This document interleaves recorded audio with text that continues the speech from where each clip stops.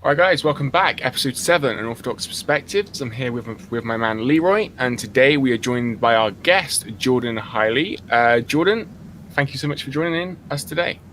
Thank you for having me, Luke. It's a pleasure. Leroy as well. I'm glad to be here chatting with you guys and hope I can share some perspective. Yeah, Thank for you, sure. Jordan, for coming along and joining us here on an Orthodox podcast. It's such a long word, That's the but way I yeah, like it, man. Nothing has to be linear. Amazing. Leroy, and how are you doing this week, man? yeah, I'm good, man. I'm good. Good. Yeah, Nice. I was in Cheltenham actually. Where'd you go? Over last the weekend, and then I just came back. But yeah, everything's good. Just been taking Nice. it easy at the end of the week. How about you, man? No, good. So you're down my end of the woods. That's interesting. That's Yeah, I cool. was. That's cool. Are That's you cool. guys close by in the day? Not really. So I think it's probably like a 2-hour drive. But Leroy kind of comes down my way Yeah. sometimes. And then that's like how we. So as we were saying before, Jordan, we met on like through social, basically, and then Leroy was like, "Yeah, I come down to Cheltenham every now and then." I was like, "Well, Cheltenham's only a 40-minute drive from where I live," so I was like, "Let's meet up." And then we met up a few times, discussed a bunch of ideas, and now Unorthodox Perspectives happened. So power of the internet, like we were saying, really before we went live. Yeah, definitely. Well, hey, just being proactive with that. Look where you are now. Yeah, man. Awesome. So, guys, let's dive into the meat of like the content and everything. Jordan, you are a money coach, a finance expert as well, helping people with their money, with their finances, and everything. So, yeah, like let's dive into it. And I suppose like the first question I have is, what do people need to know about finances and money? That's a great So question. much, probably. Yeah, well, it's because I think people have an emotional attachment to money, but they don't realize that it's a form of their own expression. And, if you're raised in a family that might be middle class or more on the poor side, you typically fall into just the consumer box. So anytime you get money, you just want to spend it. And you want to try and conceal any sort of pain or issue that you're dealing with by distracting yourself with these things. And that's one way to look at it, and that would be considered the scarcity mindset. And a lot of people don't think that can be changed. And I grew up with that, and I was that same kind of person. The one skill that my parents really ingrained with me was saving. And so as a kid, I, always knew the value of putting a little bit of money away. But then on the other side of that mindset is what wealthy people have, what so few people actually do practice, is this abundance mindset, is not being afraid to take risks with your money. And like, this is not just to be irresponsible with your spending, but just using it with intent and putting it in places that you think will grow in value over time, and buying things that invest in yourself, like books, knowledge, education. This doesn't have to be, taking out a $100,000 student loan to go to school either. This could be going to the library, right? And then it's also buying assets, things that appreciate in value over time. And this is something I think that comes with maturity and realizing that material things don't make you happy, right? I think finding what your values and principles are and building character around that is really what leads to happiness with people. And it's just using money the wrong way that keeps them in this kind of feedback loop of always wanting more, wanting more, wanting more. When you take control of your money and you start telling it where to go, you never wonder where it went. And you see opportunities where before you just saw it as risk. And it just opened up your world in a lot of ways. Yeah, for sure. Leroy, did you have any questions that you wanted to ask Jordan? No, I really just want to hear like everything it has, like especially like what we've spoken about just before we go on. Like, what is it then that we're not? What's the necessary skills that we're not taught about money? Like, if you could sum it up, let's say less than five, a list of 5 or 3, things that we can focus on to help us move into a better financial position, I guess. Yeah. So here, I do just want to start off with, like, I'll give you guys a bit of a story of how I became to be a money coach, because I wasn't always conscious of my money. Sure. So, but I definitely will touch on those because it's really simple. It's just a matter of like consciously making that habit, I think. But so I graduated university. I studied social sciences, so I just got a 3-year general degree. And I was fortunate that my brothers never went to university, so my dad paid for my school, and I didn't have to go into any debt. And I thought I was going to be a teacher, so I figured after these 2 years or after these 3 years, I'll go to South Korea and teach English. Because my option was I can, pay another couple semester or another couple years of school to become a certified teacher in Canada and get into the teaching system, or I can just go to Asia and get paid to practice to teach. So I kind of went the non-linear route. I took a different path. And the plan was to go for 1 year. I stayed for 2, and they were paying for my rent. So every month I pretty much sent $1,200 home and lived off the other $1,000. And I was like, if I can't make $1,000 last me for 30 days, these are weekdays where I'm just at home, cook by myself. I could save $150, $200 for the weekends. I just made it work. And after the 2 years, I'd save $30,000. And I just didn't think it was impressive or anything. I did it. My ex-girlfriend at the time was like, you're really good with money, but you should try to spend more. I'm like, well, no, my goal is to travel for an entire year after those 2 years, right? So I just went because I wanted to go, and then I was like, I'll save up. 1 year turned into 2. And then after that 1 year, we finished our contracts and we came back to Canada for a visit. And what I did, though, I decided to be responsible with this $30,000. I invested $10,000 of it because I was like, well, I know that investing is something you should do. I just don't know anything about it. So I remember asking my dad, hey, what should I do? And he recommended I go to the local bank branch and go talk to a financial advisor in Canada. So I did that, and I opened up a tax-free savings account, which in Canada is the version of the, I think, cash and stocks ISA in the UK. Okay, yeah. Basically a way to get exposure into the market for and build money or build wealth tax-free. So it's a way to invest after-tax dollars and be able to invest it. So he let me open that account. And then from that account, the TFSA, we invested in a type of asset called active mutual funds. And, I didn't think much of it at the time, but basically in order for me to do this, he had to do an assessment. So he asked me, where are you working right now? I don't have a job. I just worked overseas. I just want to go, I'm going to go travel. He asked me where I was living. I don't have a residence. I'm not in Canada. Cool. I'll take your money. And then, of course, I go traveling for a year. I have the best time of my life and just don't even think about it. Eventually, though, I did come home after 15 months.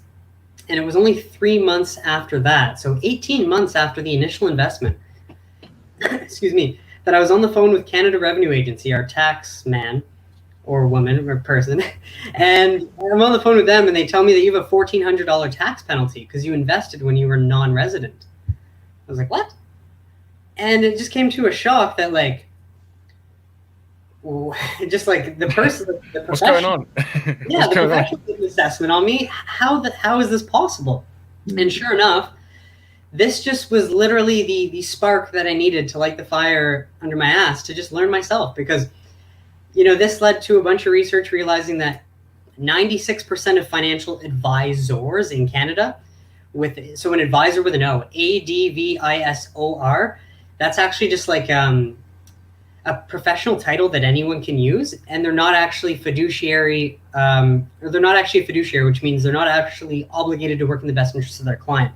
This just means that 96% of financial advisors in Canada are sales representatives that find people that want to invest, and they just match their company's product with what the person wants.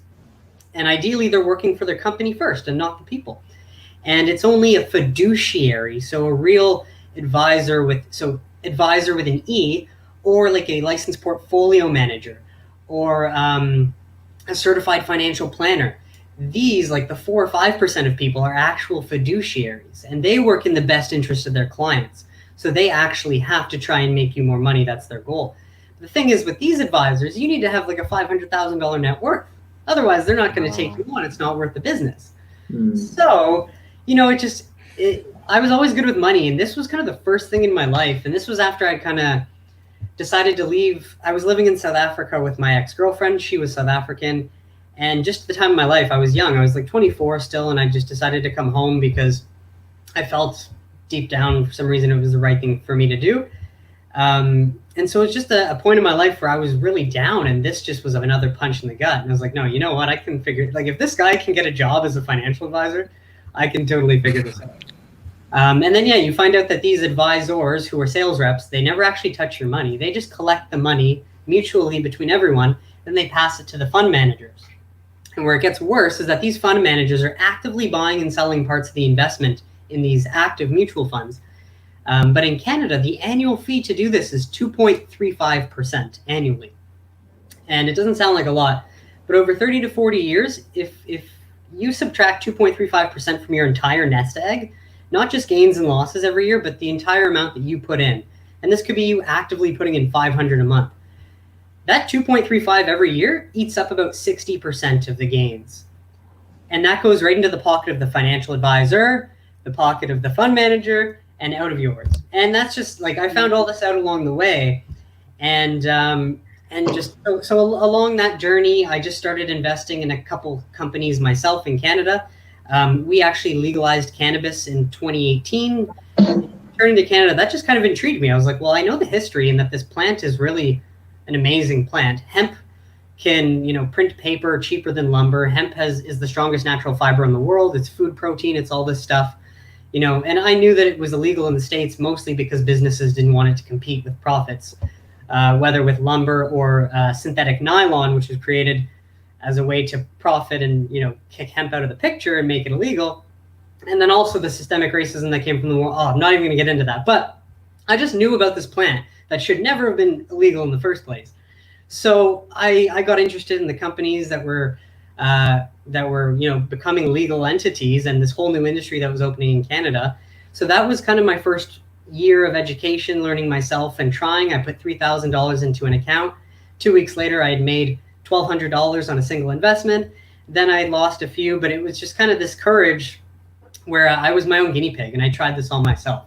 But then fast forward to 2019, I learned about this other kind of asset called exchange traded funds. And it's kind of like the active mutual fund, but the passive version. So instead of being actively traded and trying to beat the market, which is historically impossible, these passive funds are just a wealth management company just takes pieces of the top companies in the world, puts it in the passive fund, and just sets it free on trajectory. And it just grows over time. And these funds charge like less than 0.2%. Some are 0.05. So that's where you actually become wealthy if you have the knowledge to invest in these passive funds. So I took all this that I learned, started going to high schools and giving talks. I've created online courses that are free, and I'm happy to just give all these resources to anyone who's willing to listen. I have a bunch of links, like a budget link, ETF guide, and video courses. But yeah, so I got into school, started giving talks. I was going to go to university, then COVID hit. And then now I've just been kind of segueing all of this education online. So now I've set up the coaching program. So anyone that wants to learn basically the foundational education that they need in order to, just set aside $50 a month just to start when you're 20. That's all you need. Once you're 30, 40, 50, you can start adding, $400 a month. You like once you're making more, you can contribute more. But the whole idea is to start early and then make this $50 a month a habit so that you can consistently put money into an asset. But what that does starting early is it gives you the time factor. And if you know anything about compounding, you guys familiar? A bit. Oh man, it's the most powerful natural force in the world. But yeah. So here's a stat. 88% of millionaires are self-made. And I believe the average millionaire is 62 years old. Yeah, I think I've seen that means 1% of people that become millionaires just start good money habits in their 20s. And it's once they get to their 60s, they actually become wealthy. Because otherwise, that get rich quick overnight doesn't happen. It's non-existent. It's suckers trying to take your money. And so you really want to just educate yourself enough to develop this confidence in yourself, understand enough to make good choices, and then stick to those choices because you know that you made them on sound judgment, and just stick with what works over time. And so that's kind of how it's come full circle. Amazing, man. So it's interesting. Well, I turned notes down. So, no worries. And I know it's a whole language in itself, and that's the hard part. money is a language, and that's one of the reasons why no one knows how to manage it, because it's not a language that's taught unless your parents know it. That's it. I was actually speaking to somebody else who's based here in the UK, and just like says similar type of work. And so, kind of talking to her, that was a couple of weeks ago. So I'll start again. I've always like been interested in wanting to like start investing, right? But I think for maybe a lot of people who maybe can relate, you're like, well, where do I start? And then maybe like they have similar experiences like you did with that guy who, you think you find someone who you know, like, and trust, and then like that happens. And so I think like those kind of stories or those type of things can then end up putting other people off, because they don't know what they don't know, so they just don't start that journey. But I had an awesome conversation with her, and she pointed me in the right direction for here in the UK. So kind of using that story that you went through, I'm just kind of like interested in that, because a lot of people may hear those stories and then get like put off by them. So what will like be your maybe words of encouragement, or what would you kind of like say to them to actually encourage them to actually go in that direction, because if it's something that they want to do, if that makes sense? Yeah, no, for sure. And well, the thing is, a lot of people have had a story like this in a lot minor form. It might be opening, like, let's say they go to a bank to invest, and the bank or the sales rep convinces them to open a certain account. And like, let's say they're 20, but they get them to open a retirement account, knowing that if this 20-year-old has to withdraw the money in the next 5 years, they have to pay tax on it. And, like, it's little things like that where they're like, you know what, I was a little bit hesitant to this guy in the first place, or this person in the first place. So anyone that has had like some doubts are certainly the type that will be more interested to listen to what I have to hear. Now, other people that know nothing about money and, get their money advice from their parents, they'll hear my story and they'll be like, oh, okay, whatever. And probably not think much of it. And it is the case of where, if it's never happened to you or you've never gone through it, chances are you're not going to think it's going to happen to you. So you're never going to worry about that. But the one thing I encourage people is to, like, whenever I speak to someone, and if we get into a conversation long enough, I'll ask them, do you have any investments? Do you own any assets? And so many times people will say, oh yeah, my TFSA is doing great. Yeah. And like, the TFSA is the account. You have to actually, from the account, invest into something. So right there, I know they don't know what they're talking about. So it's like saying in the UK, like, oh, my ISA is amazing. It's like, well, what are you invested in within that ISA, right? And so I'll ask people too, what fee do you pay your financial advisor? And a lot of the times they won't know. And that's also probably the most dangerous thing you can do is invest, but not understand the fee that you're paying. So one other thing that I found out was in this research is how badly the fee in Canada affects your portfolio over time, because in the US, the average mutual fund fee is like 1%. Here it's 2.35. Like, how's the gap so big? And if you look at Morningstar, which is a really credible financial data company that puts out a lot of this info, is that Canada is the highest in the world, Canada and Italy. But the other issue is that, like, one of the brokers in Canada, they did a recent study, 9 out of 10 Canadians, 87% of Canadians do not understand the impact that a 2% fee has over a 1% fee. So it's, the thing is, it's hard to influence these people. They unfortunately likely have to learn the hard way. But my issue is just the lack of transparency from the banks and these financial services companies, and their inability to actually educate their clients, because they don't have to. It's strictly sales. Yeah. And these people though are, let's say, folks that invest through this means, they would rather be able to tell their friends they have a money guy than actually know what's happening with their money. And that's a sad reality. But it's kind of like flexing, isn't it? Like, I got a money guy, but you may not know what he's doing. They have no idea what he's doing, and he's not doing anything. It's the middleman that's making them pay all their retirement. And like, the fact of the matter is like, over time, what happens to the cost of living? Does it go up or does it go down? Up. It goes up.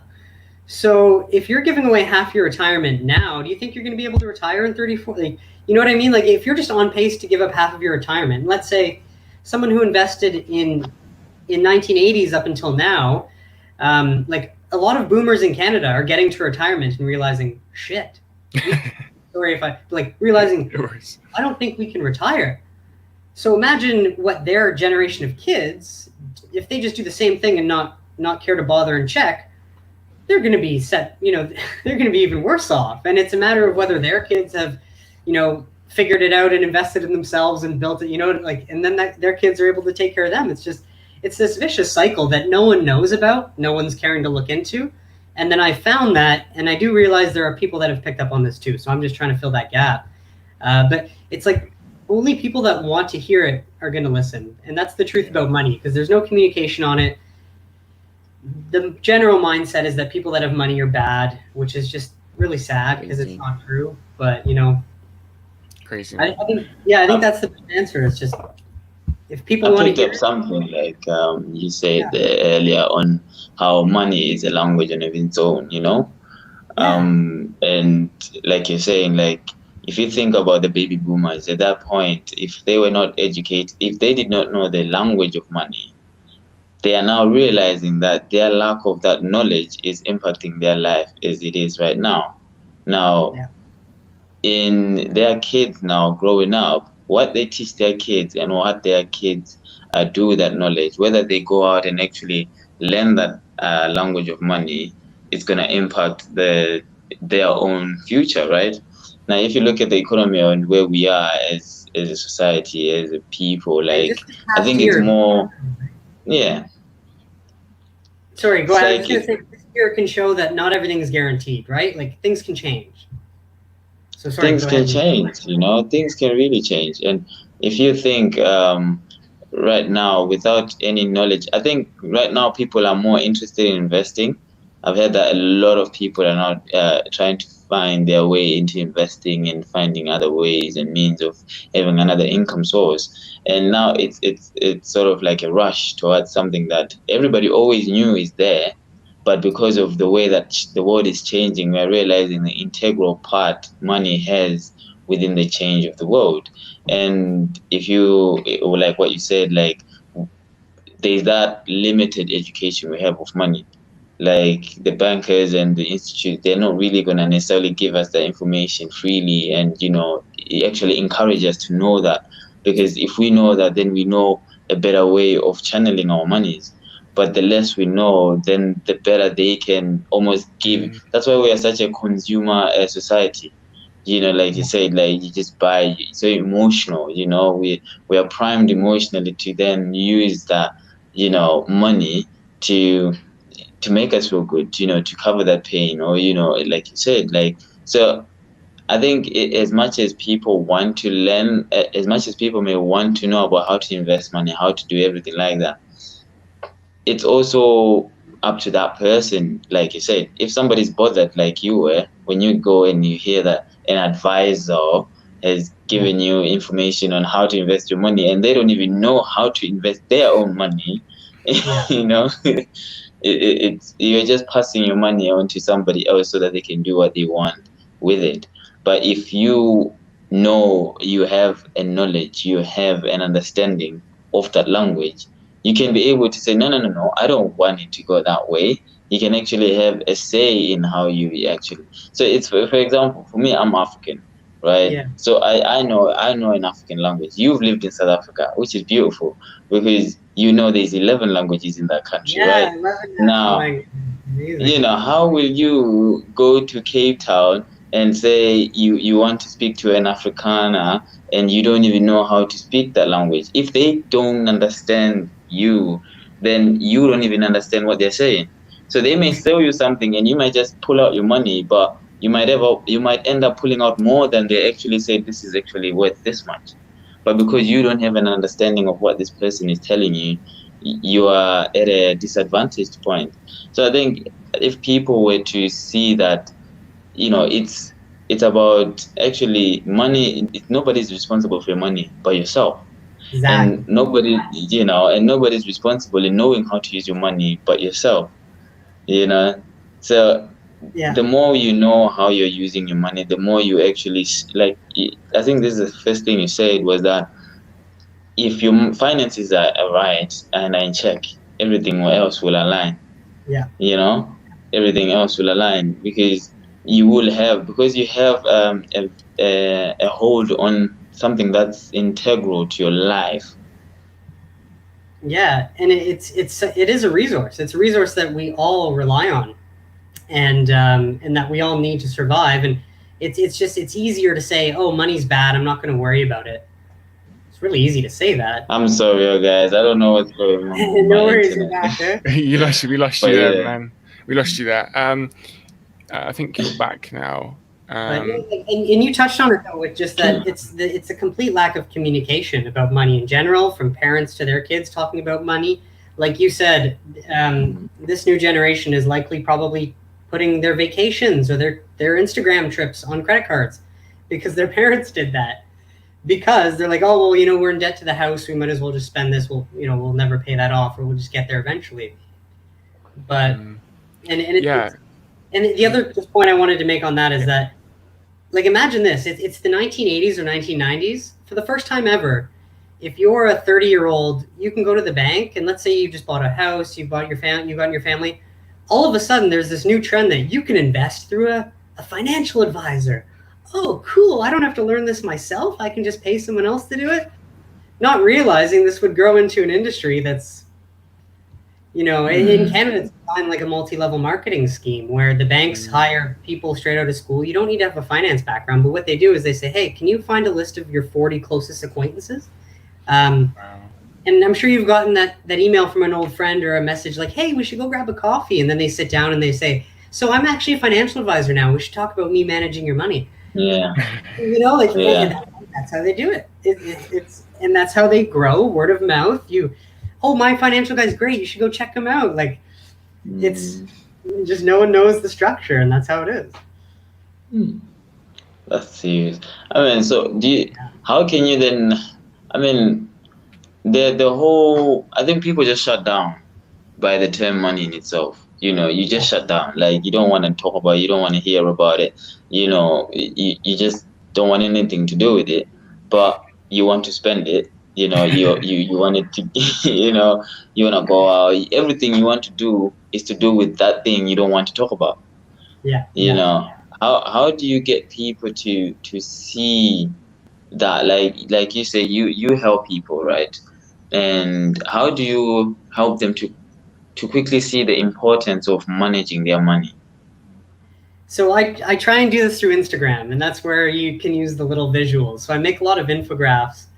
But like, I think some of the simple things is just, and the good thing is that during this time, like with COVID and everything, I've really tried to just double down on the content because I think this is a reality check for many people. And I think more people probably now more than ever that we know of are, realizing that they need to take more control of their money, but right now is not the right time to be able to do that if you don't have a job. So it's like, fundamentally, the best time to save any money is when you have it. That is an income. That is a salary. That is when you have a job. And regardless of, like, it's not cool to save or to budget, but it feels great deep down. And fundamentally, it's putting yourself first, which is important. So there are a few rules. You mentioned earlier what are some of the skills that you can do. So I'll try and put these together. But it's like just saving when you have an income. You also mentioned that the knowledge that, or not the knowledge, but the desire for people to want to start investing now because it's this cool thing where it's becoming more acceptable. Investing is another source of income. By putting your money into an asset like an exchange traded fund or an index fund, some assets pay dividends every month, some pay dividends every 3 months, and the more shares that you can buy with your money, and think of it as a deposit instead of investing. You're putting it into this diversified fund that holds pieces of many companies. It's got Microsoft, Apple, Google. That could be a US S&P index ETF. Or if you invest in a local bank ETF in London that owns all the banks, because banks typically pay dividends, obviously every fund is different and you want to look at what is inside the fund. But by putting, $50 to $100 into this fund every month in your 20s, you're depositing your money, and in exchange you're getting share ownership, and that share ownership entitles you to free money, free passive income through dividends. And then the goal, though, is to reinvest those dividends over time so that it compounds, and that is the power of compounding. That's how Warren Buffett started investing at 14, and now he's worth $89 billion because he just kept the money invested. He just never touched it. But so it's like, it's the power of just knowing that paying yourself first. And this is one of the main pillars I talk about. Anytime you get paid and you're fortunate enough to have a paycheck, like that puts you in the top 10% of people in the world. Hands down, right there. If you have a paycheck coming every month and you can live in like a one of the English-speaking countries or something, for example, like that puts you in the top percentage of the world. And if you can't realize that and be grateful for that, you got some soul searching to do, right? So like if you have a paycheck, regardless of what it is, and it is different for everyone, but if you can just, every time you get paid, send $50 of that into a savings account first. Like it doesn't have to be that investing account. You can just start building this emergency fund. And that's the idea of having savings for a rainy day. But just, it's the habit. It's fundamentally the habit that can take you out of the middle class and the poor mindset into the wealthy, abundant mindset, is just knowing that setting this habit of getting paid, making sure you pay yourself first, saving first, and then spending what's left over, that's just the foundation of it. And so many people just don't do that. So on that point, like there's two things I want to touch on. One, like as then people start to develop with that, is there like a percentage like for saving, continuing to save, and then a percentage for like investing and paying yourself that kind of works, or does it just depend on? It depends on how much you're making and your cost of living as well. Because let's say if you're making $3,000 a month, but you spend $3,000 a month, you've made $0. Yeah. And if you do that for an entire year, you have made a personal profit of nothing. Right? Yeah. So if you're making $3,000, but then you realize like, no, you know what? I can categorize all of this, and I can actually make sure that I only spend $2,000. You're saving $1,000. And whether you want to put all that $1,000 into saving or an investment, or if you want to put $500 into it and put the other $500 into somewhere else for a trip for you and your significant other or something like that, it's so personal. But everyone wants to look for this one size fits all solution of like, what percentage should I save? They said this, they said that. You really just got to customize it for yourself. But I think most people also just have that fear of looking at their numbers. Yeah, I suppose sorry, man. I suppose it's like your goals as well. Like, what are your financial goals? And I think people just don't set those, you know? Yeah. Like, so let me put this into context. My goal going to Korea was to travel for a year. So I was like, well, I know that I have to save. I didn't realize what I would be saving at the time, but I was getting paid, I think, $2,400. But the only thing I had to pay was $100 for utilities. So I could send $1,200 home and live off everything else. And so now coming back to Canada, having all this knowledge, my goal now is my investment portfolio is at about $35,000. So my goal is 100,000 by 30, 500,000 by 35, and $1 million by 40. And I mean, I see that as playing it safe, because I think too, once you get to 100,000 or 500,000, getting to that next milestone is so much easier. The hardest part is that fundamental habit, because everyone says, oh, once you're rich, it's easy. Well, yeah, because you've put money first for this long. You understand its value, and that's how you've gotten it to that point. Yeah, I love that. Leroy, before I come to you, I also wanted to ask, in terms of like things like index funds and just kind of the whole investing, I think like you done like the research. Where would you encourage people to go to do that research? Is it just like sites like YouTube, or are there more tailored platforms? Or so it's a good point, because I think YouTube, the thing is with YouTube, you can definitely find this information, but you're going to get a tailored, like you're going to get a biased view from someone who's presenting it.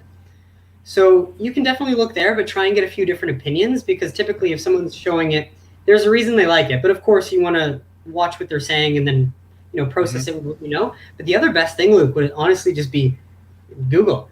What are the top UK ETFs? What are the best S&P 500 ETFs? What are the best dividend ETFs?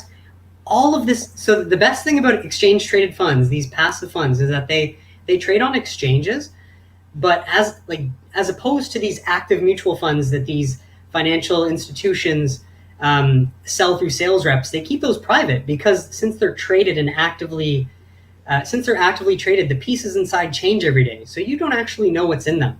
That's another risk of just going that route. But ETFs are transparent. Everything about them is on Google. And if you find an ETF, you can put in the ticker. So let's say an ETF tracks the S&P 500 in the US. The ticker is like that 3-letter abbreviation for a fund. Have you ever seen that before? Like Apple's is AAPL? Yeah. So if you just Google that abbreviation and then put FACT, so FACT, sheet, SHEET, it will tell you everything you need to know about that ETF. What's inside of it, how long it's paid dividends for, what is the fee. The only thing is it takes the understanding of the jargon to read those as well, but it's all for free out there. Like, wow. That's what's wild. Yeah. One other question, Leroy, and then we will bring you back in. So like I mentioned before, so I actually, like the past month, you mentioned it. I don't know what the equivalent would be in where you are, but the stock and ISAs, the stock and ISA. So yeah, so set one of those. At what point? Because I'm still not 100. So I got like some knowledge, but still not 100% sure. At what point then would you recommend to someone to then start with like the was it EFTs? Yeah. Exchange ETF. Yeah, exchange ETFs. At what point would you encourage that? Right away. The moment you buy your first shares. Okay. Yeah, well, just like from the moment you buy your first shares, you can look 40 years into the future, and as long as you're consistently buying 1 share a month, and again, you only have to buy 1 share a month for the next 5-10 years. But after a few months, you're gonna get it yourself. You're gonna be like, oh, this is not scary like I thought it was. This is nice, and you're gonna want to put more money in. But it's just that the sooner you actually get the money in there, your investment horizon starts. So think of it this way: like, how old do you guys hope to be when you die? Yeah. 100? Like, man, my grandpa passed last year at 99, and I never thought I could live that long, and then I realized, like, well, it's up to me if I want to, right? Being healthy and stuff. But so let's say you want to live till you're 90, and if you're 20 right now, if you open that ISA and buy that first share, you have 70 years to grow that money. Literally, you have 70 years to grow it, as long as you keep it in there. I like that you asked that, because I'm actually helping a friend of mine that I met in Korea that I traveled South Africa with. He's English, but I got him to open up his stocks and cash ISA, and he was going to use Nutmeg, which is a robo-advisor. And a robo-advisor is a great new creation that allows people to escape the expensive active fees and invest passively. But of course, the robo-advisor does charge a fee themselves. But if you can learn, again, to use, and I think free platforms. So Luke, what broker did you use to open your stocks and cash ISA? Did you open it through, or was it like Free Trade or 212 Trading? I think there are a few English companies. So there's this app, and it's called Moneybox. Okay. So it was through that. Okay, because typically how you open an ISA or a stocks and cash ISA is through a broker. And the broker is either the big institution, or they might be what's called a discount broker. And this doesn't mean that they're cheap. It just means that they're a stock broker that allow you to invest in the market, but they don't give you advice or anything like that. They're just the most cost-effective way for the average person to get into the market, invest, and not pay all these excess fees for these features that you're getting. So that's the thing. A lot of people will traditionally go to the big bank or the financial services company because they're so big and they're well known. But in the last 20 years, these discount brokers have come out as a way to compete. And they do fairly well because, if anyone takes the time to learn this knowledge, they jump right to a discount broker because it's just, much cheaper. It might be free to literally buy shares every month. And one reason I mentioned those two is that, basically for you to put like $50 in and to buy another share, it will cost you nothing. They're commission free, which is another way that they compete with these big banks and financial services companies that have been around and dominated for the last half century. Yeah, well, I'm not sure the broker, but with this app, with this kind of thing here in the UK, so you set one up, and then you deposit like monthly. But you can also, so whenever you buy something, you can round that up to like the nearest pound, and also accumulate that, and then that goes into it as well. So it was like that good habit to, just to start kind of accumulating all of that, if that makes sense. So that's called money box. Okay, there's one in the US like that called Acorns. But it's a great way to just show people what money can do, because again, money is an idea of what you use with it, right? Yeah, for sure, man. Sorry, I did one more thing though. Please do. If you have any questions as well, there's a friend of mine that I met through Instagram. His name is Ryan, but his account is at Making Money Simple. And so for anyone in the UK that's listening and wants to get a grip of their finances or just wants to learn a bit more, he is the best UK-based account that I know. So shout out to Ryan, but anyone wants to go check that out, you'll get all kind of the breakdown of the best brokers, some ETFs that you can invest in, and he's just, if you want North America, Canada, or US, check out Make More Capital, but he's very good for that if you need a resource. Amazing. Awesome. So I was going to bring Leroy in, but if you think he's having internet connection. So before we do that, hopefully he comes back on. Do you have any like final thoughts, or well, we've got about 10 minutes left or something, but so do you have any like final thoughts or words of inspiration to help people just like start this journey, like start setting up that habit, and just starting, like, because like you said before, it's just that, right? It's just starting and creating that habit. Yeah, man, it's so true. It really is starting and creating the habit. I can leave this one powerful piece of advice. Albert Einstein, probably the greatest mind we've ever had. I started reading some of his books, but learning more about him, he's got one quote on compound interest, which is really powerful. And I know a lot of people think like, oh, compounding, right? You invest money and then you get interest on interest. He says compound interest is the eighth wonder of the world. Those who understand compound interest earn it. Those who don't pay it. What percentage of the world do you think is in debt of some sort? Oh man, I would say over 70%, 80%. Yeah, right. So they don't understand compounding, because if you pay your monthly minimum on your credit card, you're compounding in the negative direction. You're digging yourself a deeper hole. But the people that have started building wealth early, or those that are debt averse and have started investing, they are the ones that understand compounding, because as long as you use time, it's going to grow. And one last thing is compounding affects your habits too. Like how cliche that people might think this is, it's not. If you want to read, if you can read 20 minutes a day and you can consistently do that every day, you'll notice you get better, but that's compounding. If you exercise every day and you don't take those few days off that you would get lazy and just treat yourself with, you're going to realize the growth, and that's compounding. Compounding applies to everything, and it is the most powerful force in nature. And so the sooner anyone that, if you don't come from a wealthy family, that's not your fault. But if you want to make sure a wealthy family comes from you, or that's your fault, So I think really understanding compounding is what's going to put the whole concept of committing to actually setting aside a bit of money and starting, make it more practical. Just because, and for me myself, I was kind of like in a lost place when I came home. I had this happen. I started investing. I realized that there was something in it. You just had to put the work, but like, it just turned me into a brand new person. If you saw me 2.5 years ago and you saw me now, and you'd be like, if he can invest, I can invest. If he can do it, I can do it. Right. It's one of those. It's led to like a complete transformation in my character, in my intent and the person who I am. And so that goes back to the point of like, you get your finances in order. It gives you the self-confidence, and like, it just helps build your character. It doesn't amplify your personality. It makes you realize what you want to become, and then you can start taking steps to become that type of person. I love that. And real quick, and then if you let they can find you online and get the resources and everything.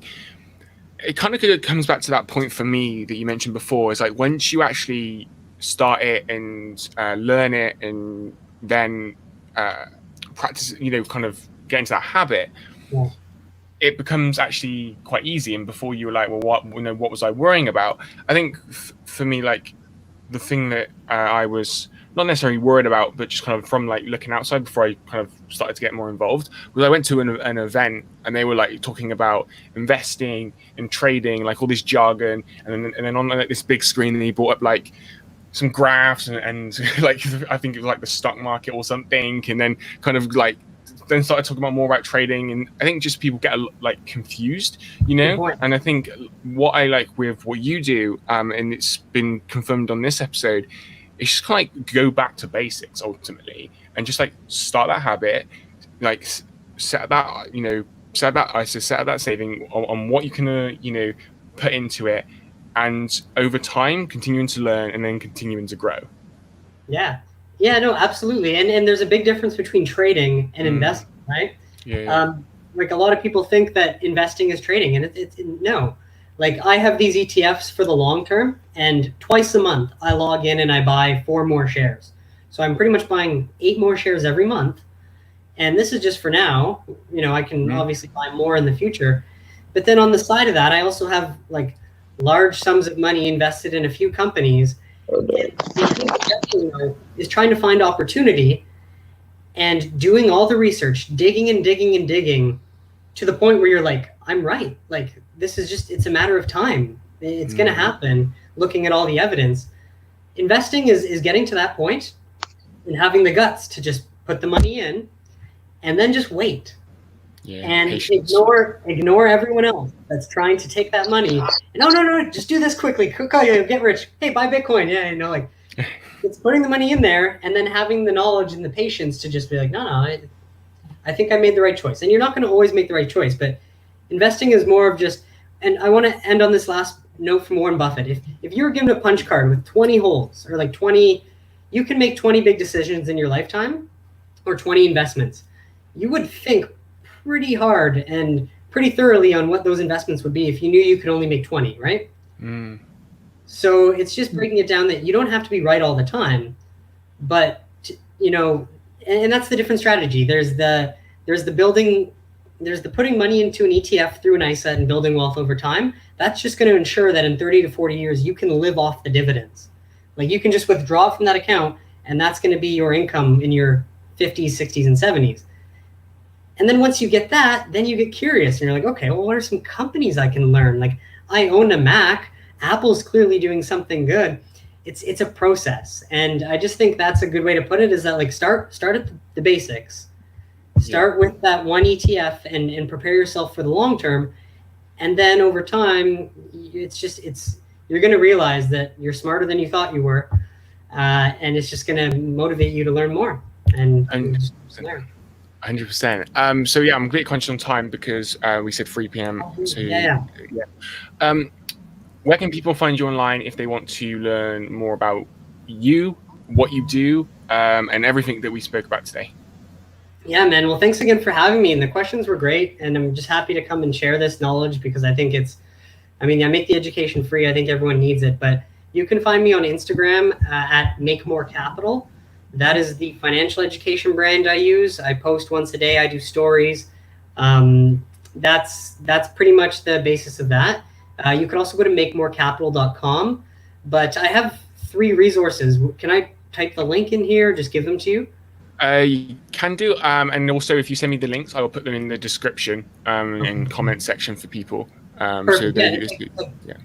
Okay, sorry. Yeah, like bit.ly /freemoneyedu. That's the video series. Bit.ly /PI machine is the ETF investing guide. And then bit.ly /budget bay is just a free budget. So you can plug in your own expenses there and you type in what you spend and then Excel populates it at the expenses. So it's something you can start with. The other thing too is I have a podcast where I met Luke. It's called Highly Invested. So you can search that up on your podcast app. And then I'm also kind of underratedly blowing up on TikTok under Highly Invested. Really? Wow. Yeah.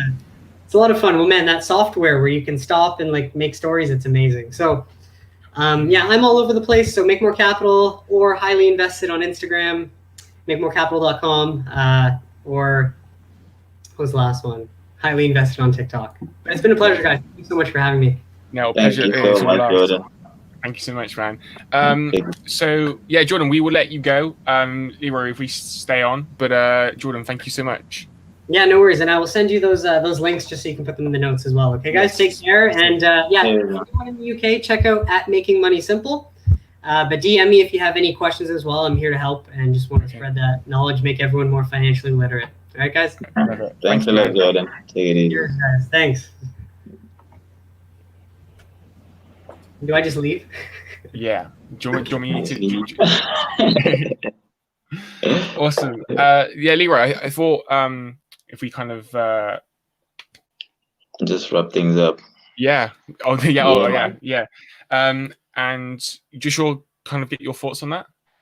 Yeah. Sorry, man. My fault. Like having an issue with the internet earlier on there, No and worries. so it just shut down everything. But yeah, I'm sorry. Mine was now. awful. But yeah, mine was awful in the week when I was doing some lives. So don't worry about it. I hear that, man. But yeah, man, I had a lot. I got a lot from that as well. You know. I think he's got something going, because at the end of the day, it's like this is knowledge that not everybody necessarily wants to learn, but it's always beneficial to those who do actually want to learn about it, to find somewhere where they can find free education. You know, like. I mean, it's always, I think now more than ever, it's more important for you to know how to manage your own money, because of the uncertainty of times. You know, if you can manage your own money, then you can start looking at how you can create more out of your managed money, you know? So I think that was some good, man. I really enjoyed it. What did you take from it? No, it was good. And because, I already had the conversation with somebody, was that last week or maybe even the week before, on like finances and that, it just kind of like put the cherry on top of the cake type of thing, just kind of like confirmed everything that we were talking there. And I learned some new stuff in terms of the, hopefully I don't mess it up, the ETFs, I think he called them, or EFTs, or whatever. And in terms of that, so yeah, it's a real good episode, and I definitely encourage people to go over to Instagram and follow Jordan, because it was really good. I enjoyed that, man. I enjoyed that. Awesome. Cool. So I think that's pretty much it, man. I think that's pretty much it for this week. Thank you everyone again for joining us. It's been lovely. I hope people had something that they can use going forward in terms of their own, financial situations and financial goals, I guess. It's always great. It's always good to learn. You never finish learning. Do you know what I mean? After uni, after college, after everything, you're always learning. So financial knowledge, I think it's always key. Like what you said, if you're looking to live for a very long time, why not have something on the side to grow along with you, That's it. And I think because school and uni now obviously don't teach it, like it's even more important, because people just don't like to talk about it. So no, I'm very passionate about helping people with this sort of stuff, and bringing on people who are more experts in it than me, and learning about it myself. For me, like, it's all part of that kind of helping people to become a better version of themselves, which is very much my mission, which is very much Grow Together's mission. And obviously with this, it's just helping people to accomplish that ultimate goal, a better version of themselves. And obviously their finances and their money, it's a part of that, it's a part of that. So That's been good, man. Awesome. So guys, we will be back next week. So you'll see some updates in the week with times and dates and everything. But we've had 2 guests on recently. So next week we're back to just Leroy and myself, and we'll have an awesome conversation around that. But over the last 2 weeks, man, like 2 real good episodes. I think, I feel they were real, because obviously we had Karen on last week. So yeah. But Leroy, thank you so much for joining me today, man. No worries, man. You take it easy. Take care.